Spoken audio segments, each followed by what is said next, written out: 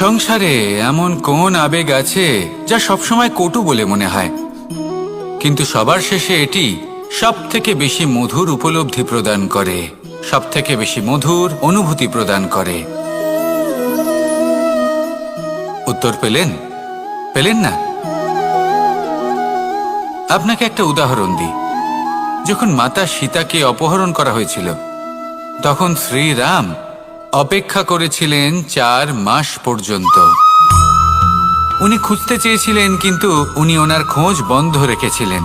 কল্পনা করে দেখুন ওনার কতটা যন্ত্রণা হয়েছিল। উনি শুধু অপেক্ষা করছিলেন, কারণ তখন বর্ষা ছিল। অনেক দিন পর্যন্ত সূর্যের আলো দেখা যায়নি। উনি জানতেন এরকম সময় বানর সেনার পক্ষে বনের মধ্যে পথ খোঁজা খুবই কঠিন কাজ হবে। সাগর পার করা অত্যন্ত কঠিন হয়ে দাঁড়াবে। তারা হয়তো বনের মধ্যে পথ হারিয়ে ফেলবে। উনি অপেক্ষা করলেন, আর এই অপেক্ষার ফল হিসেবে উনি কি লাভ করলেন? সাগরে সেতু নির্মাণ করলেন এবং মাতা সীতাকে সসম্মানে আবার ফিরিয়ে আনলেন। যদি শ্রীরাম অপেক্ষা না করতেন, তাহলে হয়তো এই সব কিছু কখনোই সম্ভব হতো না। এটাই হলো শক্তি ধৈর্যের।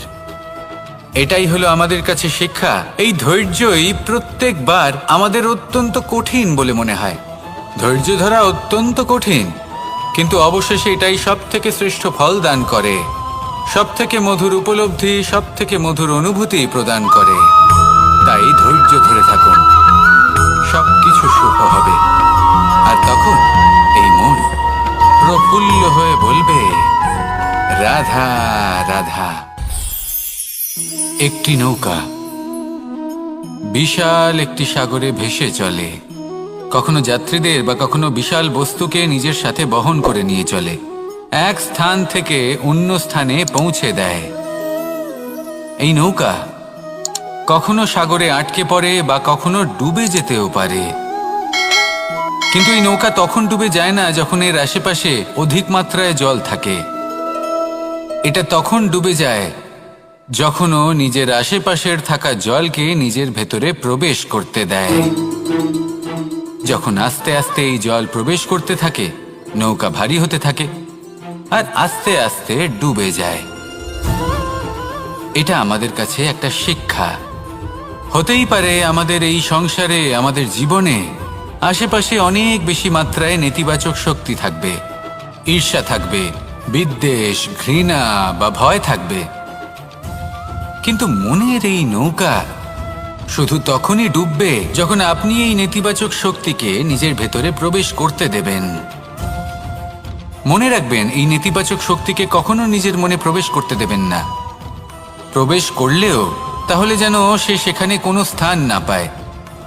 শুধু এই বিষয়টা খেয়াল রাখলে আপনার মনের এই নৌকা জীবনের এই সাগরে সব সময় ভেসে থাকবে, আর এই মন প্রসন্ন হয়ে বলবে, রাধা রাধা।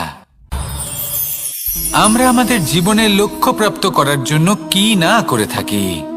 আমরা ভাবনা চিন্তা করে থাকি, কত জ্ঞান অর্জন করে থাকি। তারপরে আমরা পরিকল্পনা করি আর প্রচেষ্টা করি। এবার প্রথম চেষ্টাতেই সাফল্য লাভ করব সেটা নাও হতে পারে, বরং ইতিহাস সাক্ষী যে প্রথমবার প্রচেষ্টা করে সাফল্য লাভ করার সম্ভাবনা অত্যন্ত কম। আর যে কোনো সফল ব্যক্তিকে দেখুন, আপনি বুঝবেন সেই ব্যক্তি বারবার প্রচেষ্টা করে, চেষ্টা করা থামায় না, তবেই সেই ব্যক্তি একদিন সাফল্য লাভ করেন। সেই জন্য আপনিও প্রচেষ্টা করা কখনো বন্ধ করবেন না, করতেই থাকুন। যখন আপনি প্রথমবার প্রচেষ্টা করেন তখন আপনি একা থাকেন, কিন্তু যখন আপনি দ্বিতীয়বার প্রচেষ্টা করেন তখন আপনার সাথে কিছু বিগত প্রচেষ্টার অভিজ্ঞতা থাকে। চেষ্টা করতে থাকুন, সাফল্য আপনার কাছে আসতেই চলেছে। আসুন আমার সাথে ভালোবেসে বলুন, রাধা রাধা। আপনারা সবাই একটা গাছের পাতাকে দেখুন। যতক্ষণ পর্যন্ত ও গাছের সাথে, মানে গাছের ডালের সাথে জুড়ে থাকে, সে সবুজ থাকে, বাতাসের সাথে সে নড়তে থাকে। যতক্ষণ পর্যন্ত ও সূর্য থেকে পাওয়া রশ্মির শক্তি গাছে পৌঁছে দেয়, ততক্ষণ ও ডালের সাথে যুক্ত থাকে। কিন্তু যখন সেই পাতা শুকিয়ে যায় তখন তার কোনো গুরুত্ব থাকে না। সেই পাতা গাছের ডালে এবং বৃক্ষের কাছে বোঝা হয়ে থেকে যায়। এবং এমন এক সময় আসে যখন সেই ডালটি শুকনো সেই পাতাকে পরিত্যাগ করে। এটাই আমরা এই প্রকৃতিতে দেখি এবং এটাই হলো সত্য। আর এটাই আমাদের জীবনে খুব বড় একটা শিক্ষা। যদি আপনিও নিজের জীবনে নিজের আপনজনদের কাছে বোঝা স্বরূপ হয়ে দাঁড়ান, তাহলে তারা আপনাকে যতই ভালোবাসুক না কেন, ওনারা যদি নাও চান, তাহলেও এমন এক দিন আসবে যখন আপনার আপনজন আপনাকে পরিত্যাগ করবে। সেই জন্য সবসময় আত্মনির্ভর হয়ে ওঠার চেষ্টা করুন, নিরন্তর পরিশ্রম করতে থাকুন, কারোর ওপর বোঝা হয়ে থাকবেন না, বরং তার সাথে মিলে দায়িত্ব পালন করুন। এমনটা করবেন তাহলে আপনার সম্মানও বজায় থাকবে এবং সম্পর্কের মধ্যে আপনার মূল্যও বজায় থাকবে। আসুন আর আমার সাথে ভালোবেসে বলুন, রাধা রাধা। আমাদের মধ্যে এমন অনেক মানুষ আছেন যারা বই পড়তে পছন্দ করেন। অনেক মানুষ আছেন যারা ভিন্ন ভিন্ন রকমের কাহিনী পড়েন। এবার পড়তে পড়তে মাঝে এমন একটা অধ্যায় অবশ্যই আসে যা আমাদের হৃদয় স্পর্শ করে যায়।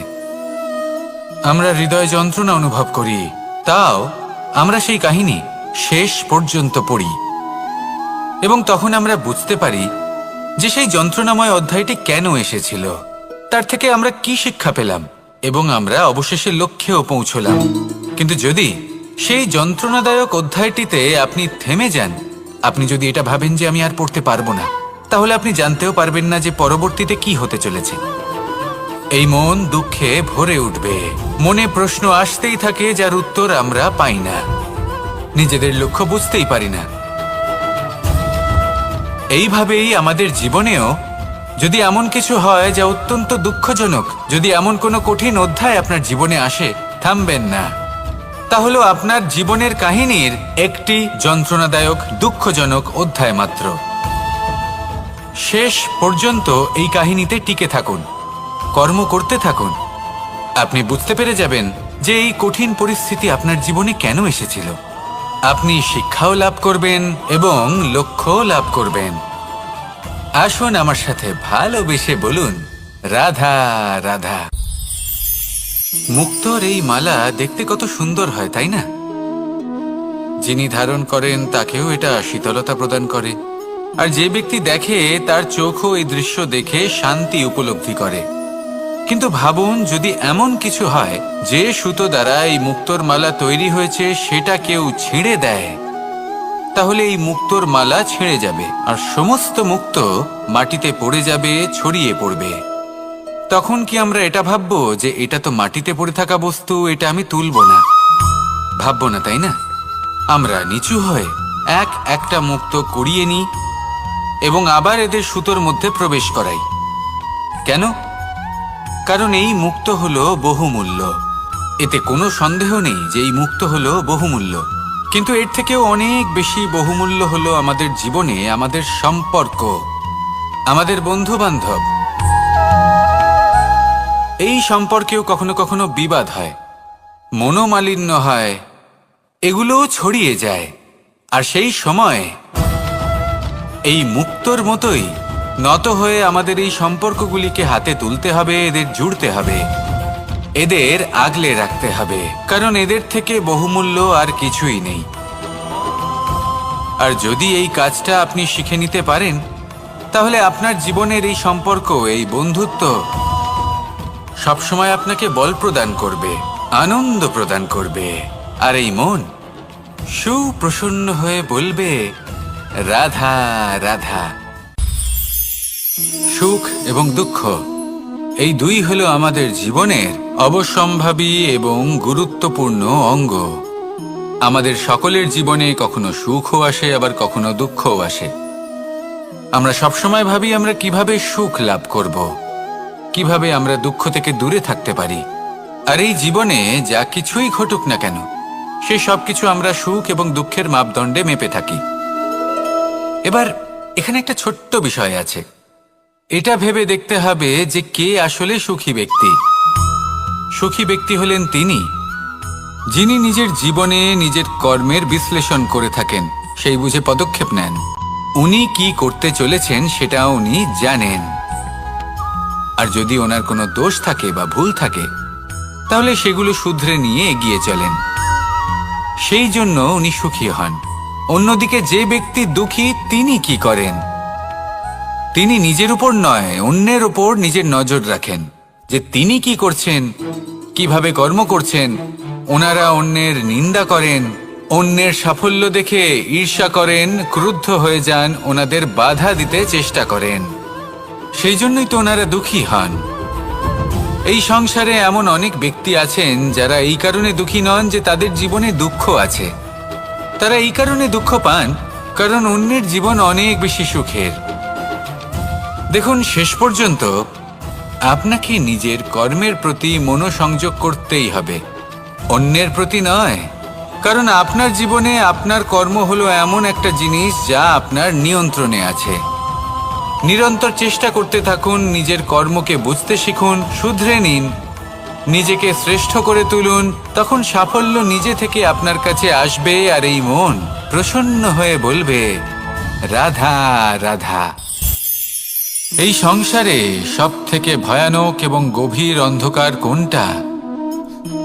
সেটা যখন মেঘ সূর্যকে ঢেকে দেয় এবং সংসার অন্ধকারাচ্ছন্ন হয়ে ওঠে, নাকি তখন যখন সূর্যাস্তের সময় ঘনিয়ে আসে, সূর্য ঢলে যায় এবং এই সংসারে অন্ধকার ছেয়ে যায়, নাকি সেই অমাবস্যার রাত্রি যখন চতুর্দিকে ঘন অন্ধকার থাকে এবং চন্দ্রমার প্রকাশ কোথাও থাকে না? না,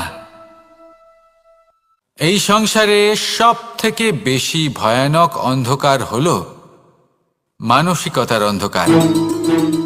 মানসিকতা খুব গভীর একটা বিষয়। এই মানসিকতাই সত্যের রূপ ধারণ করে এবং আমাদের এই মানসিকতা এবং বিবেকে একটা সূর্য থাকে। যদি আমরা এটা জীবন থেকে বের করে ফেলি, তাহলে নিরাশা, হতাশা, অসফলতা এর এমন এক ঘন অন্ধকারে আমরা ফেসে যাব যে তার থেকে বাইরে বের হওয়া প্রায় অসম্ভব ব্যাপার হয়ে দাঁড়াবে। বড়ই কঠিন হয় সেই সময়। সেই জন্য ইতিবাচক মনোভাব থাকা খুব প্রয়োজনীয়। এটা ভাববেন না যে এটা আমার সাথে কেন হলো, এই সমস্যা কেন এলো, ওই ব্যক্তি আমার সাথে এটা কেন করলেন। এটা ভাবুন যে আমি জীবনে যে পরিস্থিতিতে দাঁড়িয়ে আছি, তার থেকে আমি ঠিক কিভাবে বাইরে বেরোতে পারবো। যতই ঘন অন্ধকার থাকুক না কেন, খুব ছোট একটা প্রদীপের প্রকাশ আমাদের পথপ্রদর্শক হয়ে দাঁড়াতে পারে। আর আমাদের জীবনে এই ছোট্ট একটা প্রকাশ হলো আশা। এই আশার একটি কিরণ আমাদের অত্যন্ত গাঢ় অন্ধকারেও পথ দেখাতে পারে। তাই এই আশাকে সবসময় মনে প্রজ্বলিত করে রাখুন। গাঢ় থেকে গাঢ় অন্ধকারের সাথে, কঠিন থেকে কঠিনতর সমস্যার সাথে লড়াই করুন, সামনে এগিয়ে চলুন, আর আমার সাথে